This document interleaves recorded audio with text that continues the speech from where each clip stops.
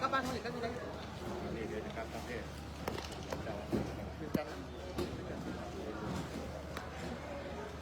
สุพรรณรอบแล้วสุพรรณลงเส้นขายรถเลยได้ครับรถสุพรรณเนี่ยโทรหาทักอย่างถ้าจะเอาว่าหารถกันได้นะอ๋อฮัลโหลทดสอบจะโทรหามันก็แบบไปแล้วดิผมนี่เราจีบเดี๋ยวจะเข้าไปรอจีบอยู่ตุ้งอ๋อจะเอาไปที่ดูลงขายนะตอนนี้ทางคณะสงฆ์จังหวัดพะเยาโดยการนำของพระเดชพระคุณพระราชปริยัติเจ้าคณะจังหวัดพะเยาและพระเดชพระคุณพระราชรัตนมุนีที่ปรึกษาเจ้าคณะจังหวัดพะเยาหรือเจ้าคุณบุญเทียมและพระอาจารย์พระครูอภิรักษ์ชินวงศ์พระอาจารย์พระครูไทยที่ปรึกษาเจ้าคณะจังหวัดพะเยาพร้อมด้วยคณะสงฆ์เจ้าคณะอำเภอเจ้าคณะตำบลนะจังหวัดพะเยาตอนนี้ได้เดินทางมาถึงยังจังหวัดน่านแล้วนะคุณโยมนะมาถึงแล้วนะอำเภอปัวจังหวัดน่าน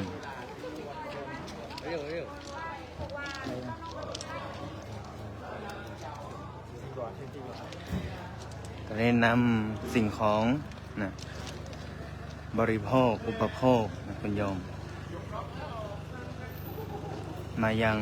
วัดภูเก็ตนะคุณโยมวัดภูเก็ตตำบลวรนครอำเภอปัวจังหวัดน่านที่เราเห็นในคลิปนะในข่าวที่เห็นมวลน้ำมามหาศาลนะที่ท่วมไปเมื่อไม่ได้กี่วันที่ผ่านมาตอนนี้คณะสงฆ์จังหวัดพะเยาก็ได้มาร่วมกับหลายๆองค์กรหลายๆหน่วยงานที่เป็นมูลนิธิช่วยเหลือกวัดป่าพุทธชินวงศารามรวมถึงมูลนิธิพุทธสุวรรณภูมิและคณะสงฆ์จังหวัดพะเยาก็ได้มาร่วมกันนำสิ่งของอุปโภคบริโภคมามอบให้กับเป็นทานน้ำใจนะโยม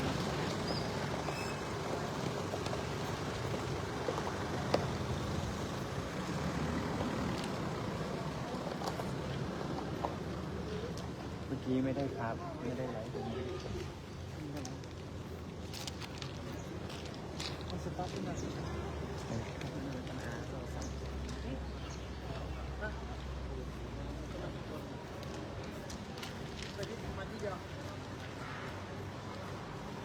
อาจารย์พระครูไทยพร้อมด้วยคณะสงฆ์จังหวัดพะเยานะใช้ระยะเวลาในการเดินทางจากอำเภอปงจังหวัดพะเยาเกือบ3 ชั่วโมงโยมนะข้ามภูเขาหลายลูกกว่าจะมาถึงอำเภอปัวจังหวัดน่านมาเห็นแล้วก็นะเห็นทุกอย่างที่จมไปกับคนนะที่มากับน้ำบ้านของชาวบ้านหลายหลังก็ไม่สามารถอาศัยอยู่ได้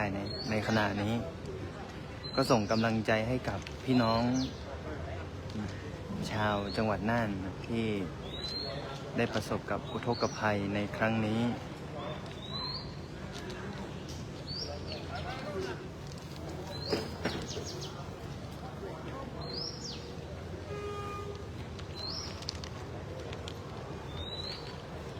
วัดภูเก็ตก็จะเป็นอีกหนึ่งที่ถ้าญาติโยมหรือว่าลูกศิษย์ในพระอาจารย์พระครูไทยหรือว่าท่านใดที่อยากจะส่งมอบสิ่งของมาช่วยเหลือผู้ประสบภัยน้ำท่วมในครั้งนี้ก็สามารถ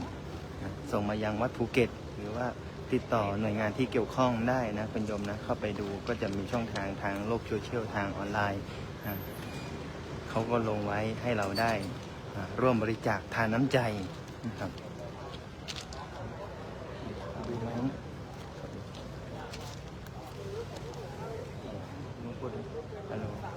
เข้าอยู่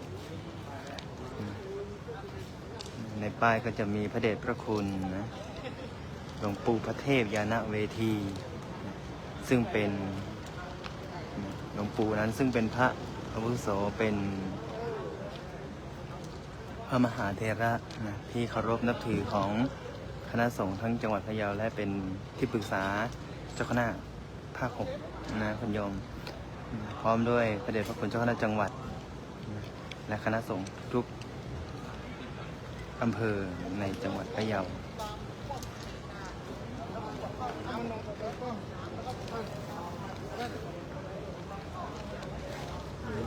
ถ่ายรูปแป๊บนึงนะเดี๋ยวพาญาติโยมไปดูที่น้ำท่วมเดี๋ยวญาติโยมเดี๋ยวอาตมาก็จะพาไปดู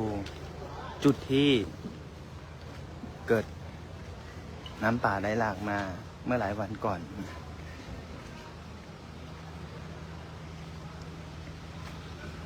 อันนี้จะเป็นศูนย์ที่รวบรวมของไปแจกจ่ายชาวบ้านที่ประสบภัยนะคุณผู้ชมตรงนี้จะเป็นศูนย์นะ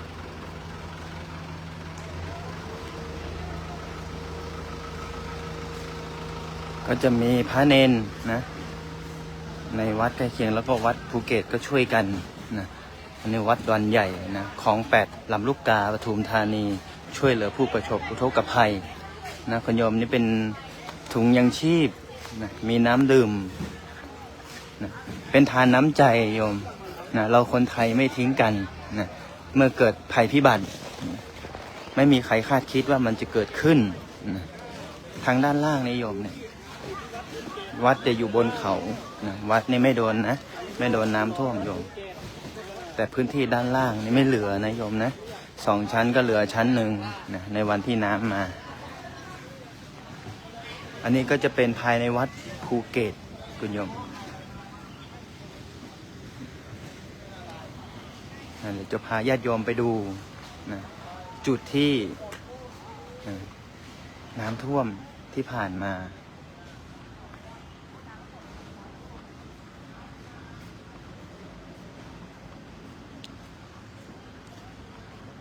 เมื่อกี้พระอาจารย์และคณะสงฆ์ทั้งหมดก็ได้เดินมาดูจุดนี้แล้วแต่ว่าเรายังไม่ได้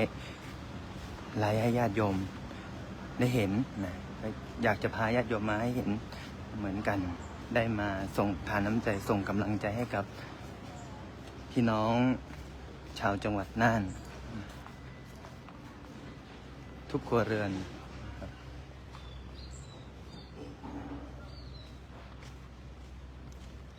วัดก็อยู่บนยอดดอยบนภูบนม่อนเหมือนที่ม่อนพญานาคนะคุณโยมนะทางด้านหน้าวัดก็จะเป็นท้องทุ่งนาแต่ก็มีหมู่บ้านไม่มีใครอยากให้เกิดขึ้นนะโยมนะแต่ว่าภัยธรรมชาตินั้นก็หากมาแล้วก็ไหวตอนนี้ก็มีรถที่ลำเลียงสิ่งของที่เสียหายนะโยมถ้าเราเข้าไปในหมู่บ้าน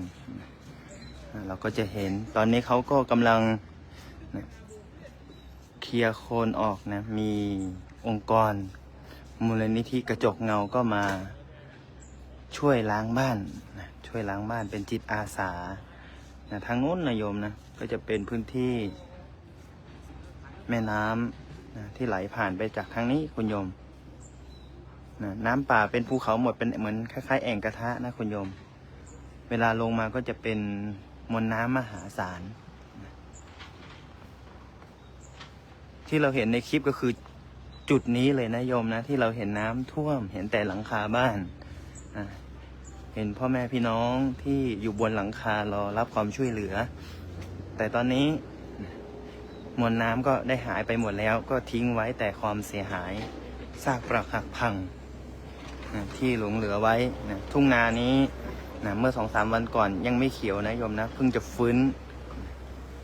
อันนี้ก็เป็นภาพความเสียหายนะโยมอันนี้ก็จะเป็นโครงหลังคาบ้านนะไม่รู้ว่ามาจากหลังไหนนะโยมนะ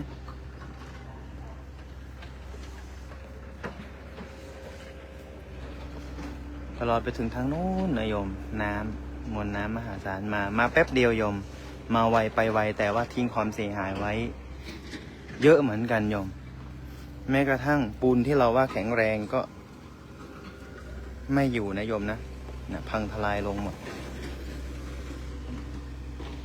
ตอนนี้ทางจิตอาสาทหารชาวบ้านก็ช่วยกันรื้อของที่พังแล้วนะโยม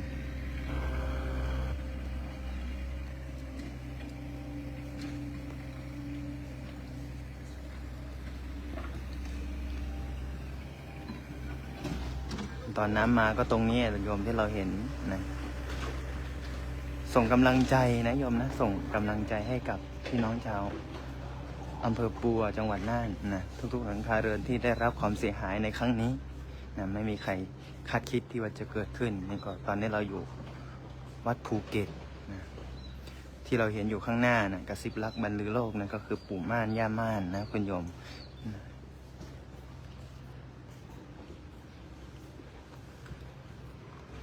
นะหากใครนะที่ได้ผ่านมาทางนี้ก็แวะมาได้นะที่วัดภูเก็ตนะอาตมาก็พร้อมกับพระสงฆ์สามเณรวัดม่อนพญานาคนะก็มาเป็นครั้งแรกนะคุณโยมดูแล้วก็จะเหมือนเป็นวัดที่ให้ญาติโยมได้มานะสวดมนต์ไหว้พระนะวัดนี้ก็เป็นวัดนะโรงเรียนพระปริยติธรรมด้วยนะโยมนะ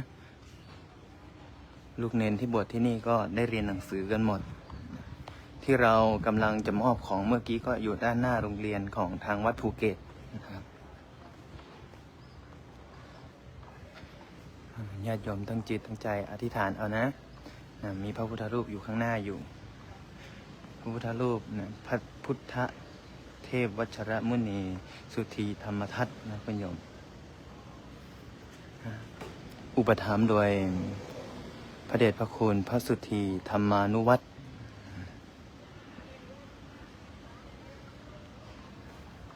เดี๋ยวจะพาญาติโยมไปดูบรรยากาศด้านนอก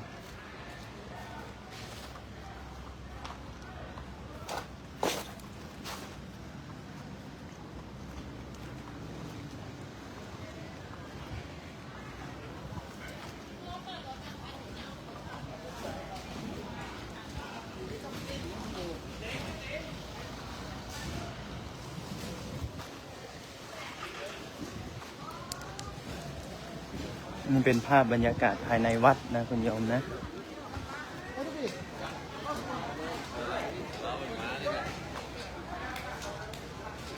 เดี๋ยวญาติโยมก็รอติดตามต่อไปนะคุณโยมนะอาตมาขอปิดไว้แค่นี้ก่อน